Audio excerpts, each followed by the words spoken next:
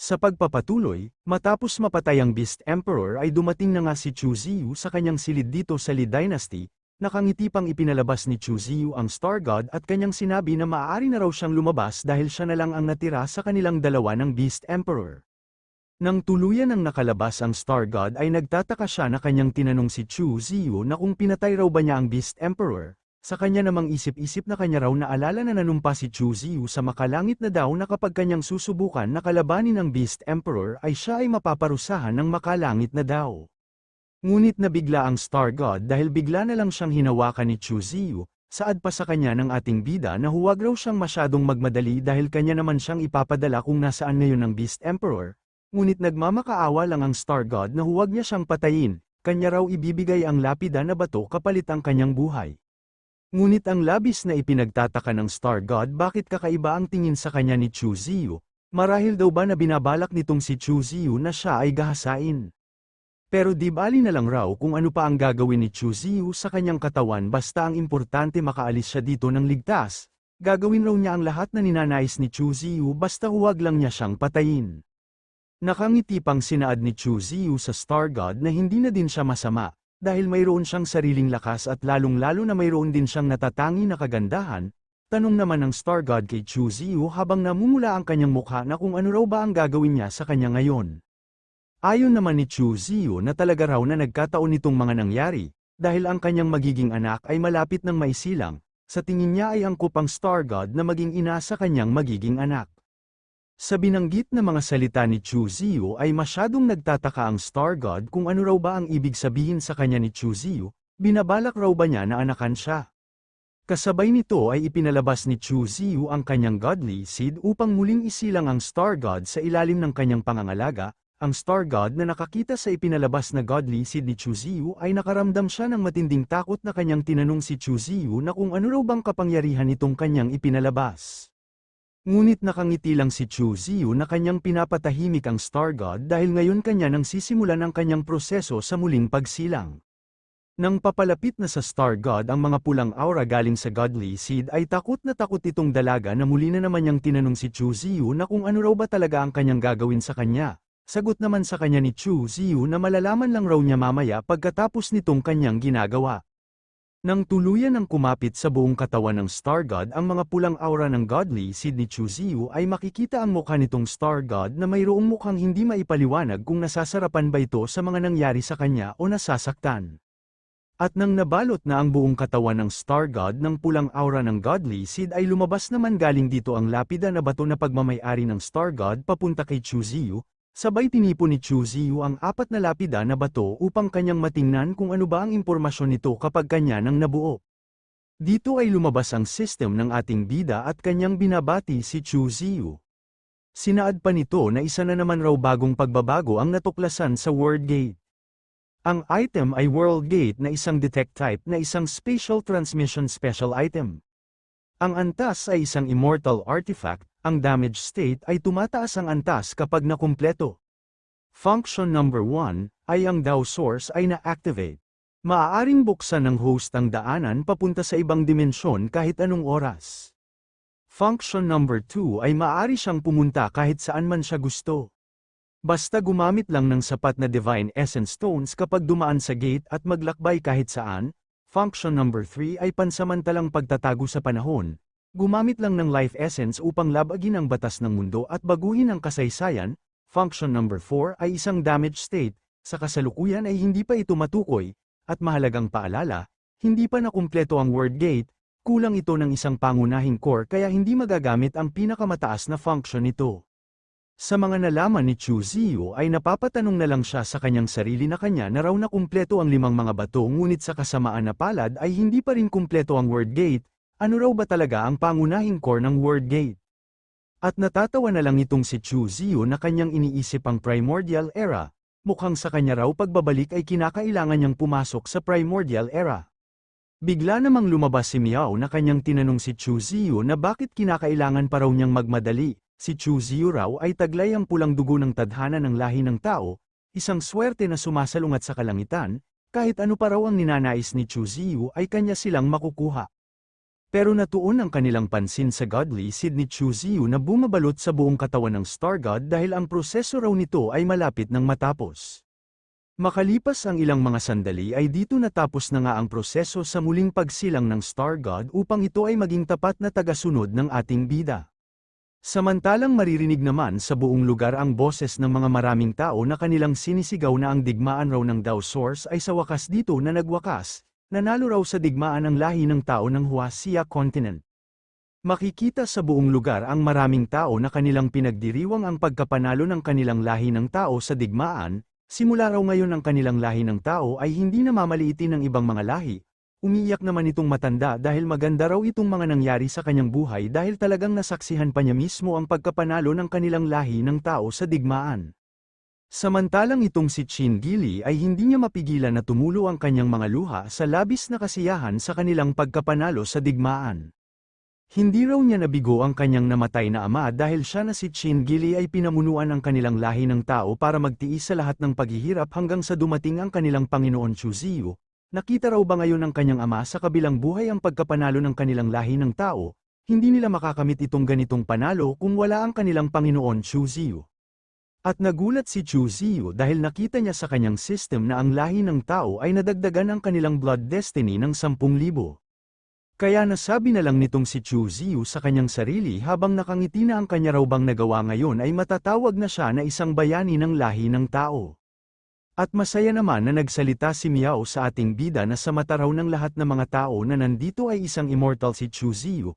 Ang dakila raw na immortal na si Chu Ziyu ay niligtas ang lahat ng tao galing sa matagal na panahon nilang paghihirap. Ngunit natuon ang pansin ni Chu Ziyu dahil biglang nagsalita sa kanya ang Star God, sambit pa niya na siya raw na si Qin Lan ay binabati ang kanyang master. Sa isip-isip naman itong ating bida na tapos na raw ang digmaan ng Dao Source, dapat na raw ba siyang pumunta sa ibang kontinente upang mas palawakin pa ang kanyang mga alagad at pataasin ang kanyang sariling cultivation. Ngunit nagulat si Chu Ziyu dahil nagsalita sa kanya ang system na ang kanya road trial ay malapit nang magsimula. Mayroon pa raw siyang 15 minuto upang makapaghanda, dadaan raw siya sa Word Gate papunta sa ibang dimensyon upang kunin ang Dao Source. Dito ay naglakbay na nga ang tatlo sa ibang dimensyon upang kanilang kunin ang Dao Source na isinaad ng system, at nang dumating na sila sa lokasyon kung saan ang Dao Source ay nagtanong si Chu Ziyu sa dalawa na kung ito na raw ba ang lugar kung nasaan ang Dao Source. Sabi naman ni Miao sa kanya na tingnan raw nila ang buong lugar para kanilang hanapin kung saan nakalagay ang Dao Source. Makalipas ang ilang sandali ay natagpuan nilang tatlo ang isang malaking gintong itlog na nakalutang sa kalawakan. Sa isip-isip naman ni Chu Ziyu na ang bagay raw na ito ay isang malaking itlog.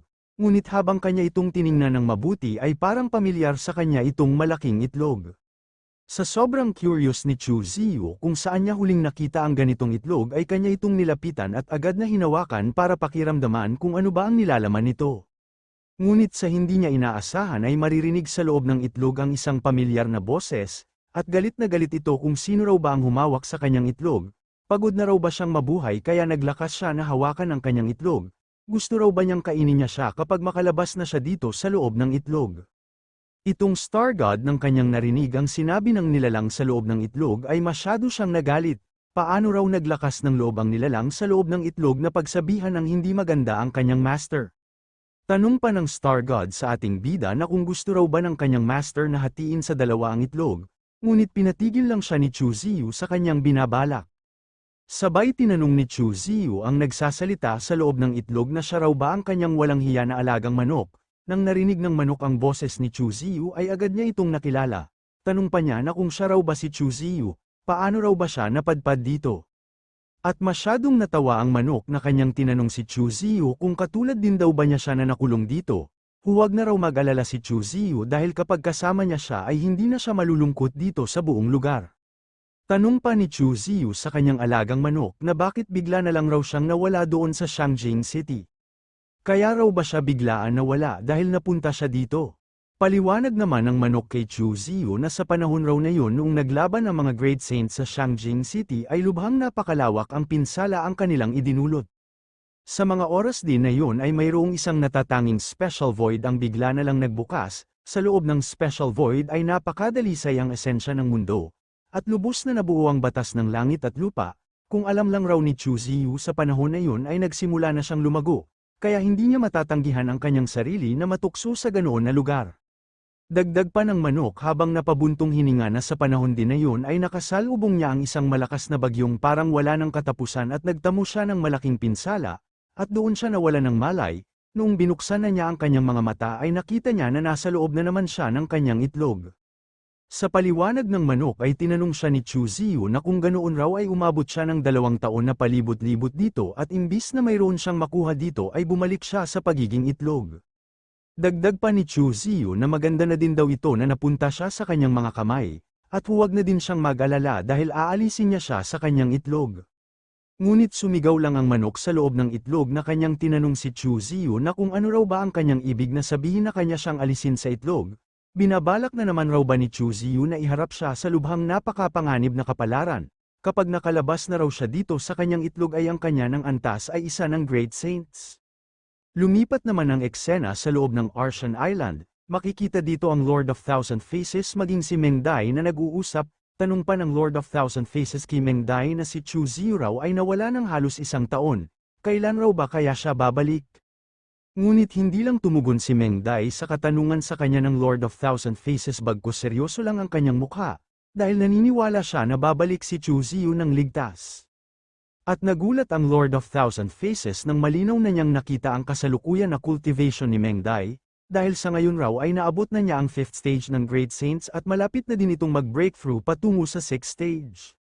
Sabay tumayo si Meng Dai na kanyang tinanong ang Lord of Thousand na para harapin raw niya siya ng ganito kabilis ay sa tingin niya mayroong hindi magandang nangyari. Paliwanag naman ng Lord of Thousand Faces na nakatanggap raw siya ng ulat galing doon kay Tian No. Binabalak raw ni Tian No na umatake sa Arshan Island at Endless Marsh sa loob ng 2 araw. Sa sinabi ng Lord of Thousand Faces ay nagulat si Meng Dai na kanyang sinaad sa Lord of Thousand Faces na ang pag-atake raw ng sabay sa Arshan Island at Endless Marsh ay pinapakita lang nito na masyadong matapang si Tian No. Ayon naman ng Lord of Thousand Faces na noong nakaraan raw na taon ay halos inubos ni Tian No ang lahat ng buhay dito sa Taiji Ancient Star, at sa panahon din na yun ay maraming mga life essence ang kanyang mga nakuha, tanging ang langit lang ang nakakaalam kung gaano kadami ang mga kapangyarihan ang kanyang naipon. At bukod pa doon ay ang kanyang pagiging maingat ang nakapagpapalakas ng loob sa kanya na umatake sa magkabilang panig ng sabay, nangangahulugan lang ito na lubos ang kumpiyansa ni Tian No na siya ang mananalo sa digmaan. Kaya itong si Meng Dai ay hindi na lang nakapagsalita sa mga ulat na binigay sa kanya ng Lord of Thousand Faces patungkol kay Tian No. At habang iniisip ni Meng Dai na kung ano ba talaga ang kanyang dapat na gawin ay tinanong siya ng Lord of Thousand Faces na kung kailan raw ba talaga babalik si Chu Ziyu. At sa totoo lang raw noong umalis si Chu Ziyu ay nakaramdam siya ng hindi mapakali sa kanyang sarili. Sagot naman ni Meng Dai sa Lord of Thousand Faces habang malayo ang kanyang tingin sa kalangitan na hindi raw niya alam kung kailan babalik si Chu Ziyu. Pero sa kanyang isip-isip na bago raw umalis ang kanyang manyakol na disciple ay sinabi niya sa kanya na babalik siya sa lalong madaling panahon. Pero 1 taon na ang lumipas at wala pa rin balita patungkol sa kanya. Kung hindi dahil sa marka na iniwan ni Chu Ziyu sa kanya ay tiyak na kanyang iisipin na mayroong nangyaring masama kay Chu Ziyu. Dito ay muli na namang nagtanong ang Lord of Thousand Faces na sa panahon raw na ito na wala pa si Chu Ziyu. Makakaya raw ba ni Meng Dai na kanyang utusan ang mga battle puppet sa digmaan, at kung ang Thunder God Clan raw ba ay makikinig sa kanyang mga utos. Ayon naman ni Meng Dai na mayroong seryosong tono na ang lahat raw na mga puppet dito ay kaya niyang utusan, ngunit ang Thunder God Clan ay hindi siya sigurado, kahit sila ay nasa ilalim ng Arshan Island, sa kanya raw mga utos ay hindi niya alam kung susunod ba sila sa kanya. Gayunpaman kanya silang pupuntahan at susubukan niya silang kumbinsihin, dahil wala si Chu Ziyu ngayon ay hindi niya hahayaan na mayroong mangyaring masama sa Arshan Island.